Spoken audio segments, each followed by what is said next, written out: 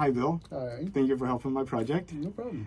Could you say a few words about yourself? No, my name is Bill Neely. I've been in the information technology industry since the 1980s, thereabouts. I know what the word syntax, and it doesn't apply to such things as what you would find on liquor and cigarettes. All right, that is a funny one. I'll have to remember that one. So I remember in BASIC always like the next line syntax error, Syntax. But what got you into computers? Oh, my dad bought an IBM PC, or maybe not, a clone, a knockoff. He bought that back in 1981. Actually, extraordinary expense at the time. When you think about the car that he owned was probably no more than $9,000 at the time, and he bought a $3,000 PC because, I'm guessing it's one of those intuitive moments. He was did hydraulics and whatnot for NASA. He worked for Northrop Grumman. Yeah, he was a contractor that maintained the T-38s that the pilots flew. Wow, and we're still flying them today. Mm-hmm. Yeah. So he did a good job. Yeah, he had this intuitive leap that was the future, and therefore he went and got it. Plus, the wife broke her typewriter, and she was big into PTA and whatnot. So he said, "Let's get the future," and bought the PC. And you had a word processing program, yes. and a printer. Mm-hmm. And he bought a dot matrix printer to go along with it. Oh, that's really, I guess you had like the tape with the little things on the side that would go through. You'd have to burst all that stuff and put it together. Yeah, like continuous feed type thing. Yep. I still have the table that we use. It has the slot in the side where you fed the paper out. That's really awesome. And I mean, the cool thing is it could take pretty much an infinite amount of paper. Like you weren't limited to like 500 sheets. Mm-hmm. I mean, that stack of paper lasted for years. Let's put it that way. And you didn't have to get them. You didn't have to worry about getting them out of order either. Nope. Because they would just came right out. Then you folded it out. Mm-hmm. And then of course you had the carbon if you wanted 2 or 3. We never had that, but yes, it was quite something you could do. Yes. So what was the first programming language you had experience with? Basic. Mm-hmm. And what'd you do with it? Oh, little stuff mainly. I was, at the time there, I was learning about how to get the thing to operate, and so, I was the one in the house who started doing that. So I learned I did a little bit of basic programming, but didn't really get hard into it. As when you're looking at an autoexec.bat and a config.sys, when you're putting those things together just to get the PC to operate. Wow. To get you to the best possible conditions for operation. That was an art form at the time of how do you put things in what order do you put them in inside those batch files to get them to load properly. And you had a floppy drive? No, it had two. One for the program and one for storage, probably. Yeah, but it was either whatever you wanted to do. I remember of course, everybody falls into the video game, thing. And I had a video game that had two floppy drives to run with, and I was one of the fancy kids who had an A and a B, and I could plug it in there, and I wouldn't have to change discs to play the game.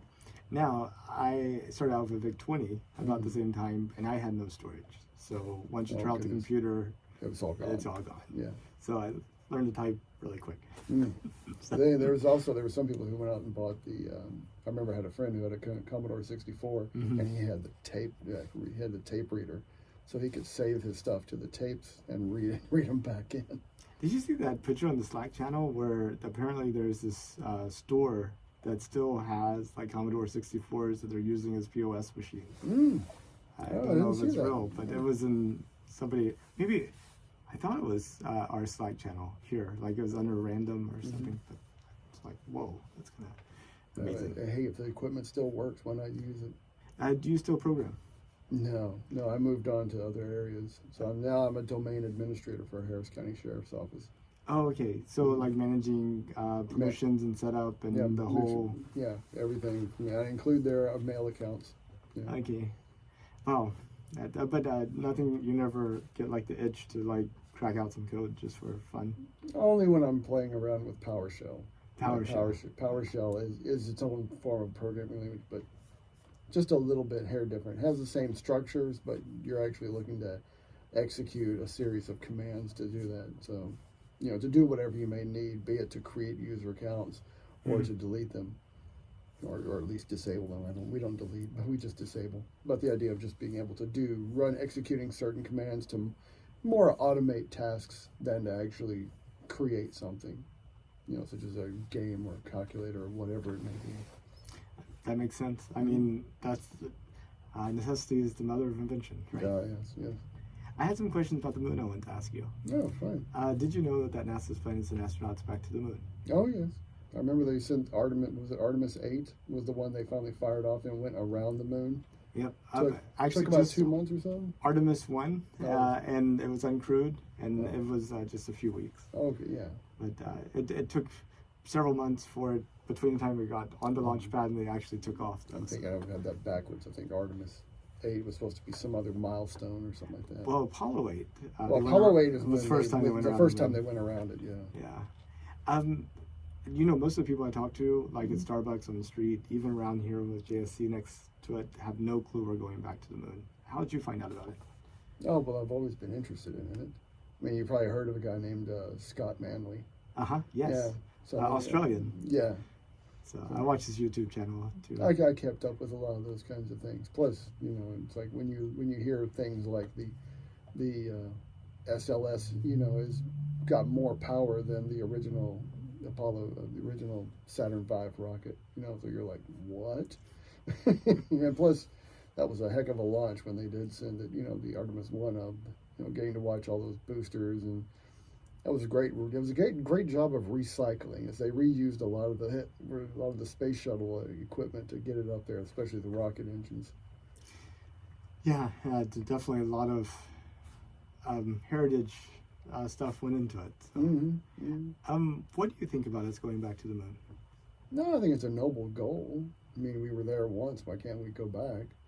The only question is that, unlike the last time where the political will ran out right after we beat the Russians, are we going to keep going back? So that's the question: is the political will?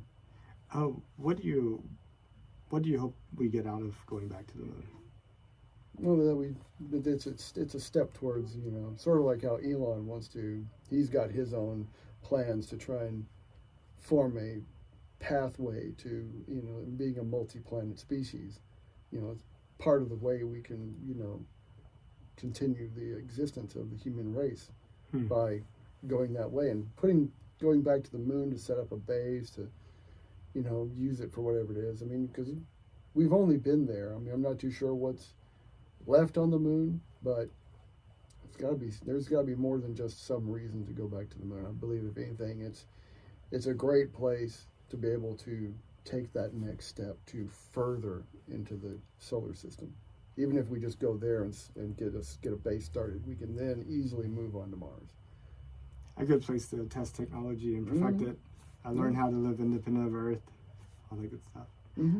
Talking about that, when you think about the future of humanity, do you think at some point we're on multiple planets? Oh, inevitably. I mean, I always like to try and put some sort of preface to that, some sort of caveat. It's as long as we can not blow the planet up, I think we'll definitely be on another planet, and multiples by that point.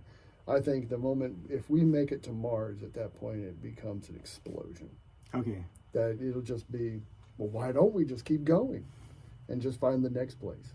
Unless we're going to become, unless we go to Europa and we finally get there and find out that there's life underneath that ice. And then we're like, well, we can't go there.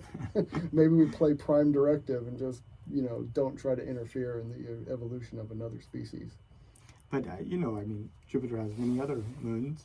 There's Io and Ganymede and all the rest of them. We could stay close by. We'd be like the Vulcans waiting for Earth to make contact. I'm sure we can, if we can wait that long. Yeah. By that point, you never know. This could be the cradle of another civilization as we just spread out into the universe and just expand out from here. Yeah. Although I just can't see humanity, abandoning Earth. Yeah. Short of the red giant, but then at that point, you got no choice in the matter. Yeah, it's always plus. It's not or. Optimistically, how soon do you think we could do that? Have multiple planets. I believe before the end of my lifetime, we will have visited Mars at minimum. I think that's the minimum. But if some of these grandiose plans that these people come up with, if they really push hard and keep carrying on, then maybe they might actually have a colony, put there. If not, it may not be a colony per se, but there may be an actual founded base there that is resupplied and whatnot from Earth. So there'll be a semi-permanent presence on Mars, at least by the end of my life. Kind of like based on Antarctica or something. Yes. Something along those lines. Which, I mean, is not insignificant. I mean, that McMurdo Station is quite the facility. It has its own fire department. Has its own fire department. The thing is, I don't know if it's under. I remember I always saw this one where it was like either it was like a building or something, but it was on skis and it was always kept there. It was like they moved it, or they moved it every once in a while because they didn't want the snow and whatnot would build up around it and make it a permanent spot. Keep getting lower and lower. Yeah, it becomes a submarine. Yeah. So, if you could you take a trip to space? Sure. You think you get a chance in your lifetime? That's the question, because as it sits right now, it's really people who were picked.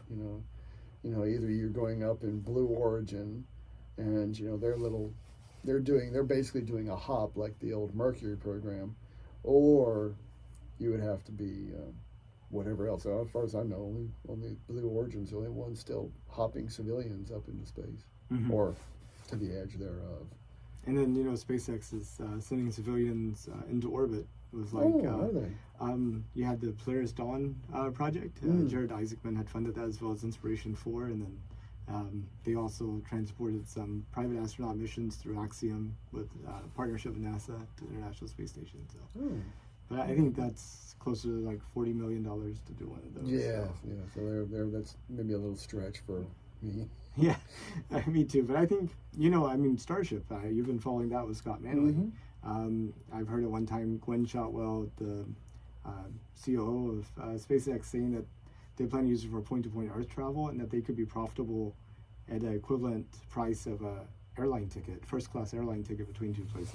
So, goodness, that would give you the same experience as like New Shepard, plus you end up someplace at the end of it. Yeah. For maybe $15,000 or $20,000, something like that. I could see myself if for $15K. I mean, if we're talking about just going up into orbit and then down someplace else with Starship, yeah, I could do that. I'd spend the $15K and make that trip for sure. Who wouldn't? If you that's a reachable goal. Yeah. I feel the same. Plus, who wouldn't like to ride 35 Raptor engines? Yeah, exactly. I mean, that'd be quite the ride. Well, Bill, thank you so much for your time. It was a pleasure to get to talk to you. Oh, it's quite my pleasure, sir. Okay, thank you.